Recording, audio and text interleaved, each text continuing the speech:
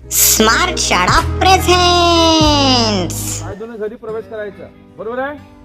पाय धुवून सर मारायचा, पाय धुतले घरी दप्तर ठेवले का परत कपडे चेंज करून हात पाय धुवायचे. ठीक आहे.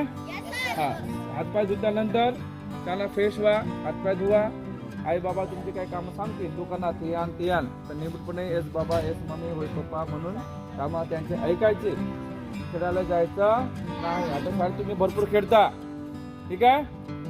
घरची कामं करू लागायचे मुलांनी आणि मुलींनी सुद्धा. आणि जर ज्याला कोणाला घरचं एकही काम नसेल तर आपला होमवर्क करत बसायचं. शुद्धलेखन लिहायचं रोज. शुद्धलेखन लिहायचं, गणित सोडवायचे, जे काय ऍडिशन सबट्रॅक्शन जो असेल ना सगळं 2-5 विधान सोडवायचे. बेगचे फाळे 10 रोज देऊन आणा. 100 पर्यंत बेगचे फाळे, 100 पर्यंत एकदाचे फाळे. असं पुढे जाऊ पण नंतर, ठीक आहे. खाली बिलकुल बसून जायचा नाही. मोबाईल कामाचा पाहायचा नाही. मोबाईल मध्ये कार्टून बघता का? अजिबात बघायचा. जे सरांनी व्हिडिओ पाठवत कामाचे तेच बघायचं, ठीक आहे. आता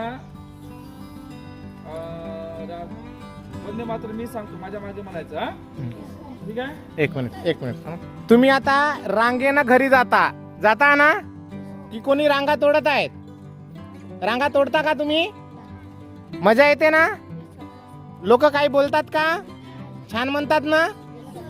बरं, रांगेनं तुम्ही जे घरी पोहोचता त्याचे कोणते कोणते फायदे होत आहेत रे तुम्हाला? काही फायदा होत आहे का? कोणता फायदा होत आहे? आपण रांगेनं जात आहोत तर त्याचा काय फायदा होत आहे सांगा बरं. अपघातापासून आपलं वाचणं होत आहे. हा, अजून शिस्त वाटते ना, शिस्तपणे आपण जातो येतो है ना. अजून आता याच्या पुढची स्टेप आहे. आता जे सरांनी सांगितलं ना की संध्याकाळी कोणीच अभ्यास नाही करत आहे तसं म्हणते, बरोबर आहे का? अभ्यास नाही करत म्हणते कोणी, बरोबर आहे का?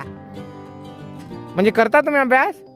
हा, तर अभ्यास करायचाच आहे. 7 वाजले की आपण एखादी तास तरी कमीत कमी अभ्यासाला बसायचं. मराठी, इंग्रजी, गणित, विज्ञान जे काही विषय आपल्याला सरांनी शिकवलेले असतात, मॅडमनी शिकवलेले असतात, त्यांचा अभ्यास करायचा. आणि परत दुसऱ्या दिवशी तशीच सरांनी सांगितल्याप्रमाणे स्वच्छता घेणे नियमाने शाळेमध्ये यायचं, ठीक आहे. आता वंदे मातरम करणार आहोत आपण. सर सांगणार तशा प्रकारे म्हणायचं आहे.